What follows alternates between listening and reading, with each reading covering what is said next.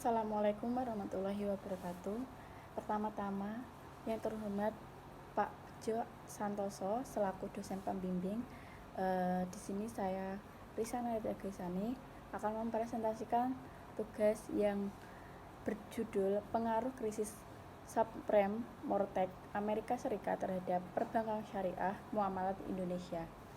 Yang di sini pengertiannya yaitu subprime mortgage berarti pinjaman kepada orang-orang yang tidak memenuhi syarat untuk meminjam dengan tingkat bunga yang lebih tinggi di atas bunga normal. Subprime mortgage yaitu produk kredit pemilihan rumah yang dapat memberikan akses kucuran dana pada para individu dengan penghasilan rendah. Sejarah kredit yang buruk seakan menghiraukan masalah kepemilikan rumah bagi sebagai penduduk Amerika Serikat yang sebelum diterbitkan produk ini seperti tidak punya akses untuk membeli properti. Selanjutnya yaitu ada krisis subprime mortgage dipicu oleh peningkatan kegagalan pembayaran hipotek dan penyitaan rumah di Amerika Serikat.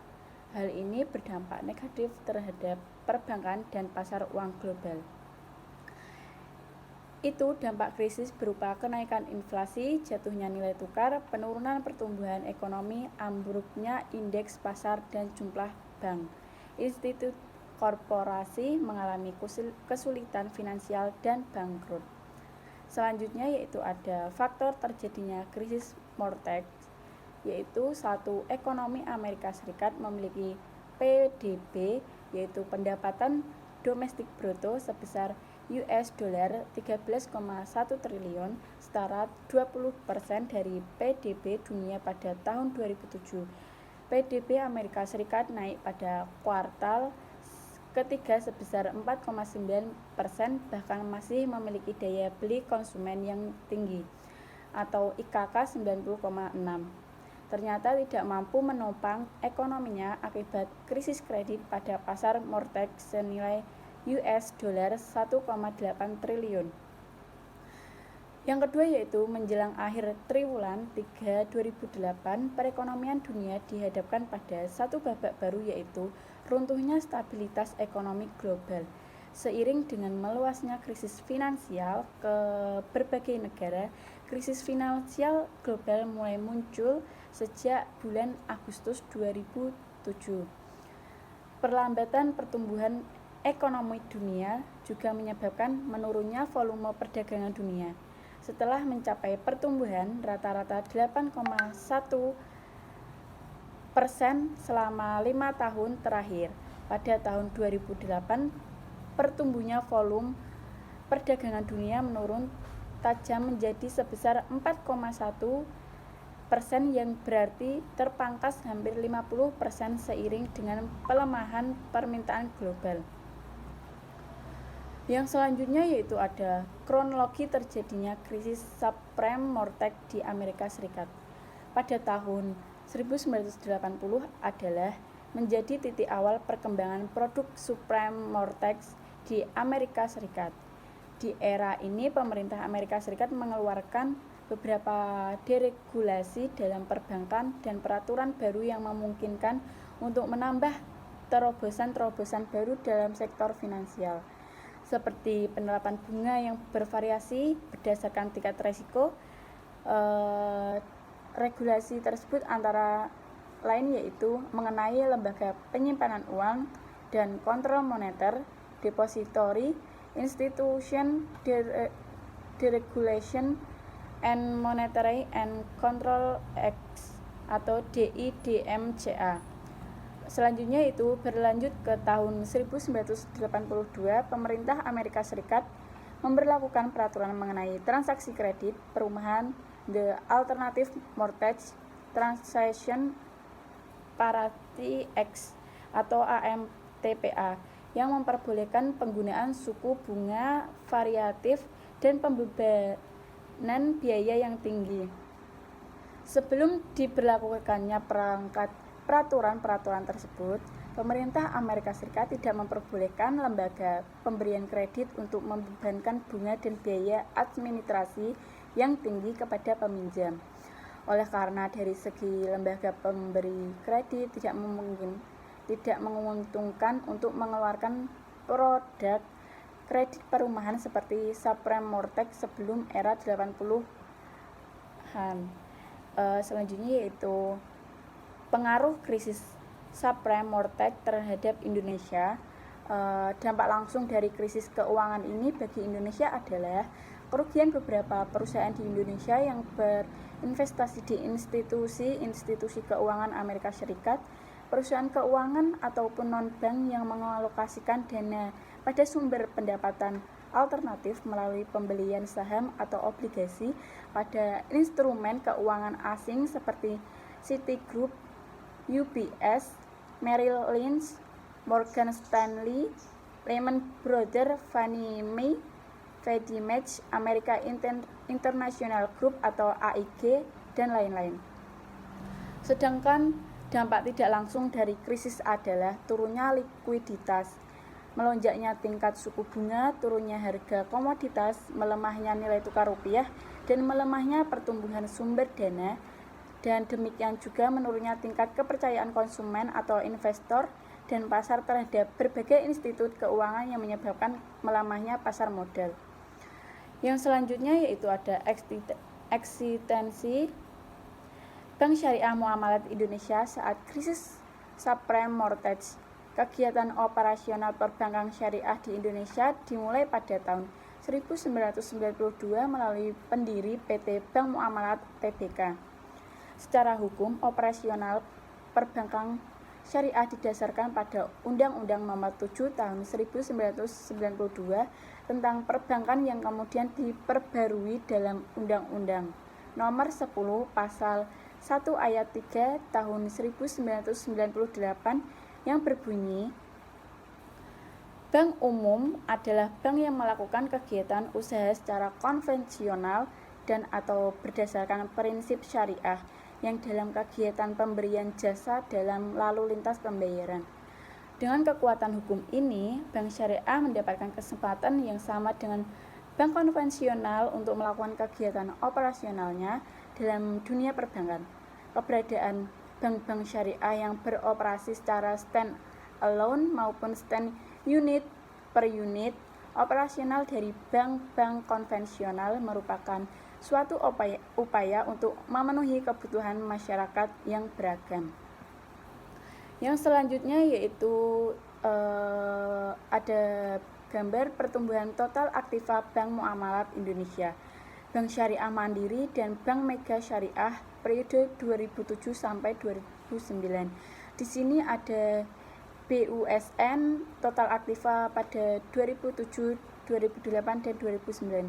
Pada Bank Muamalat Indonesia, total aktiva 2007 mencapai 10.599.078.000. Pada 2008 yaitu 12.610.853 rupiah. Yang selanjutnya di tahun 2009 yaitu 16.064.093 rupiah. Yang selanjutnya yaitu ada di Bank Syariah Mandiri, total aktiva yaitu pada 2007 mencapai 12.885.930 rupiah, dan pada tahun 2008 yaitu 17.065.938, dan pada tahun 2009 mencapai 22.036.535 rupiah. Selanjutnya yaitu ada Bank Mega Syariah. Total aktiva 2.561.084 rupiah, dan pada tahun 2008 mencapai 3.096.201 rupiah, dan pada tahun 2009 yaitu mencapai 4.381.991 rupiah. Di sini bank syariah yaitu Bank Syariah Muamalat Indonesia atau BMI Pada saat krisis laba bersihnya justru mengalami peningkatan. Pada tahun 2008 tercatat senilai 207,21 miliar, mengalami kenaikan sebesar 42,58% dibanding laba bersih tahun sebelumnya, yakni pada tahun 2007 sebesar 1.045,33 miliar. Dari tahun 1998 hingga 2008, total aktiva Bank Muamalat meningkat sebesar 25,3 kali lipat menjadi 12,60 triliun. Jumlah ekuitas meningkat sebesar 23,6 kali lipat menjadi 966 miliar, sedangkan jumlah nasabah berkembang hingga menjadi 2,9 juta nasabah. Bank Muamalat berhasil menutup tahun krisis finansial tahun dengan meningkatnya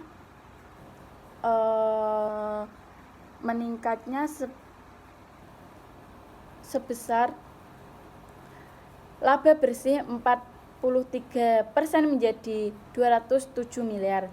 Dikala laba sektor perbankan konvensional nasional secara agrer menurun sebesar 13% dan laba agrer menjadi perbankan syariah pun turun 20%.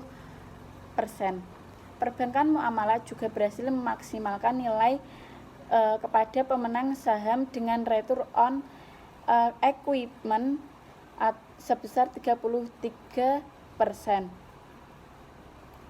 Selanjutnya yaitu ada dampak krisis moneter 2008 di Amerika Serikat.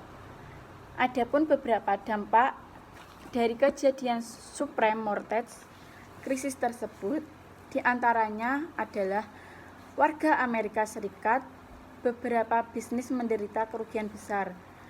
Yang kedua yaitu kerugian yang dialami masyarakat memicu tindakan penghematan besar-besaran dan ini berdampak pada penurunan daya beli masyarakat.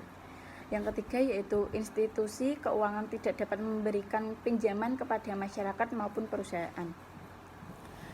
Yang keempat yaitu pemerintahan terpaksa harus memberikan bantuan keuangan terhadap bank yang mengalami kebangkrutan. Selanjutnya yaitu bantuan yang diberikan pemerintah pada lembaga keuangan memicu peningkatan defisit perekonomian nasional. Perekonomian nasional sebanyak 2,5 juta perusahaan mengalami kebangkrutan dan harus tutup, sebesar 8 juta orang kehilangan pekerjaan setiap tahun pasca kejadian 4 juta rumah disita. Yang selanjutnya yaitu kesimpulan. Sistem keuangan Islam diperlukan untuk menjadi alternatif sistem keuangan baru yang tahan terhadap krisis keuangan global. Sistem keuangan Islam melarang adanya praktik bunga atau riba, larangan mengenai time value of money, dan larangan perilaku spekulatif atau ketidakpastian dan dalam transaksi yang merupakan penyebab terjadinya krisis keuangan. Bank harus menghindari praktik-praktik keuangan yang tidak sehat dan memperbaiki sistem yang dimiliki. Salah satunya dengan menghindari praktik derivatif yang berlebihan sehingga sistem ini menimbulkan spekulatif yang tinggi. Dapat dilakukan dengan melihat transparansi aset yang akan dijual atau disewakan harus benar-benar ada atau bukan khayalan. Krisis subprime mortgage di Amerika Serikat merupakan dampak dari kredit yang berbunga yang diberikan oleh institusi keuangan. Dalam perbankan syariah sendiri, pemberian bunga dalam suatu transaksi merupakan suatu hal yang diharamkan. Di setiap syariah sendiri lagi memicu kepada aset real dan bagi hasil.